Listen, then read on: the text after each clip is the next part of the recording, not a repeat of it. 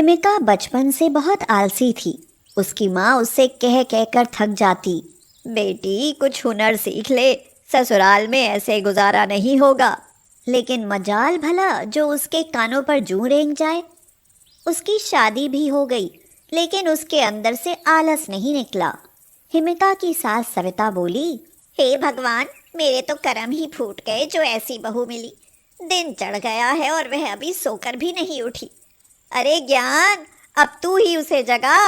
हिमिका उठो, अब तो उठ जाओ। देखो 9 बज गए हैं। माँ ने घर का सारा काम निपटा लिया है और तुम सो रही हो। ज्ञान, मुझे सोने दो ना। माँ से बोलो वो भी सो जाएं। काम का क्या है, वो तो बाद में भी हो जाएगा। पर इतनी प्यारी नींद दोबारा नहीं आएगी। ओ महारानी, ये तुम्हारा मायका नहीं है, ससुराल है। अभी तो मेरे हाथ पैर चल रहे हैं। कल को मैं मर गई तो तुम्हारी माँ नहीं आएगी यहाँ काम करने के लिए। हिमिका उठी और आंखें मलती हुई बाहर आकर बैठ गई। मैं ऑफिस जा रहा हूँ। तुमसे इतना नहीं होता कि मेरा खाना पैक कर दो। सब्जी कटेगी, बनेगी, आटा गूंधेगा तब रोटी बनेगी। कितना झंझट है। इससे अच्छा तो यही है कि आप खाना वहीं खा लेना।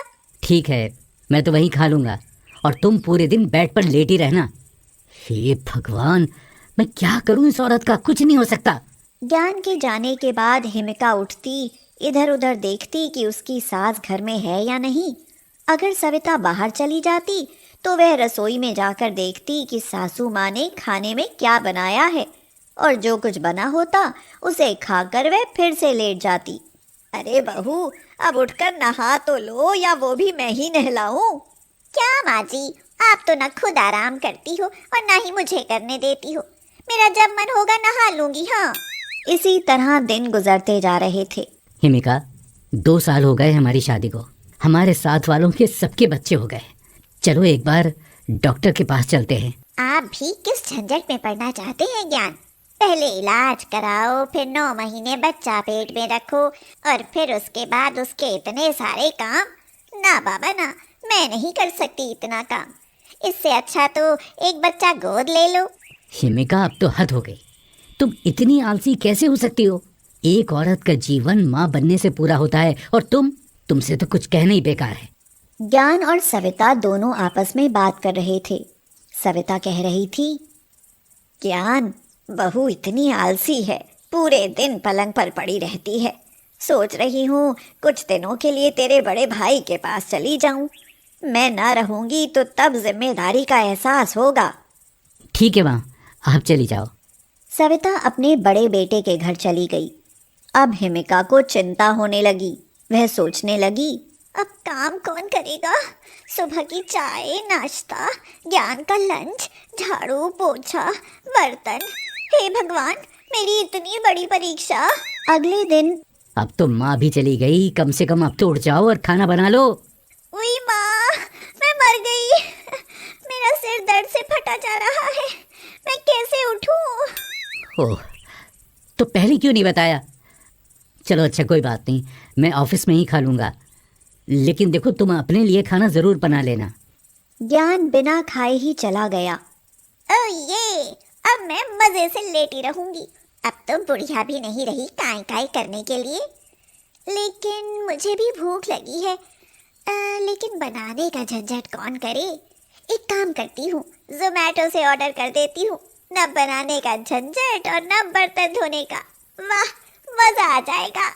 हिमिका ने पिज्जा ऑर्डर किया और खाकर मजे से लेट गई। अब रोज ऐसा ही होने लगा। हिमिका कभी कुछ बहाने लगाकर लेटी रहती और ज्ञान भूखा ही चला जाता।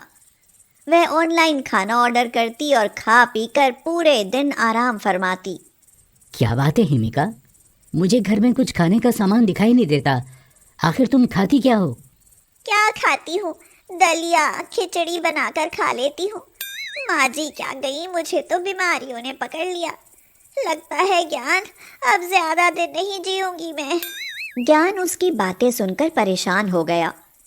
अक्सर शाम के समय दोनों के लिए खाना वही बना देता था।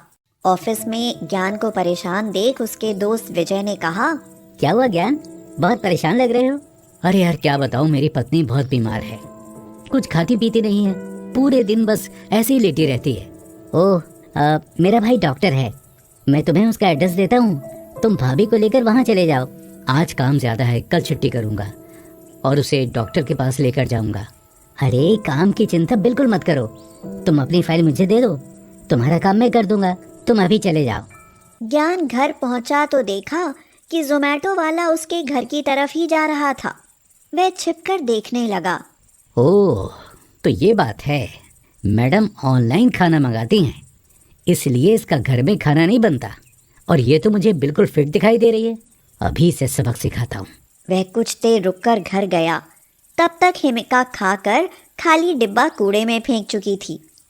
ज्ञान को देखकर वह चौंक गई और उसने हैरानी से पूछा, आप इस समय और यहाँ? हिमिका, जल्दी तैयार हो जाओ, हॉस्पिटल चलना है, तुम्हारा चेकअप कराना बहुत ज़रूरी है। वैसे भी तुम बहुत कमज़ोर होती जा रही हो। अरे नहीं ज्ञान, इतना परेशान होने की क्या ज़रूरत है, कुछ दिनों में ठीक हो जाऊंगी। नहीं नहीं नहीं नहीं, मैं कुछ नहीं सुनूंगा, हॉस्पिटल तो चलना ही पड़ेगा तुम्हें। देखो, मैं तुम्हारी सेहत के साथ लापरवाही नहीं कर सकता।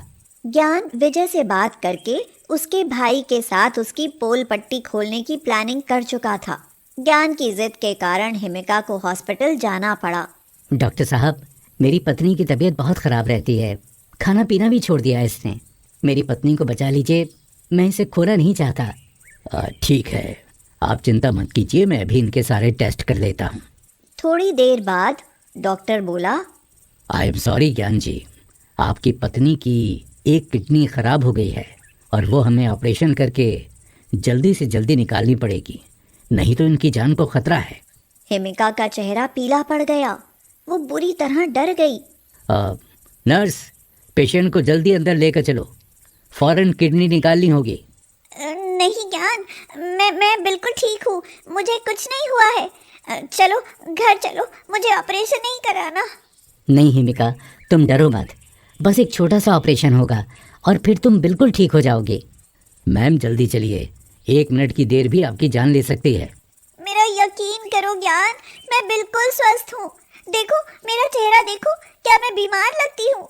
हिमिका, तुम पूरे दिन भूखी प्यासी लेटी रहती हो, तुम्हें हमेशा दर्द, उल्टी और ना जाने क्या क्या होता रहता है।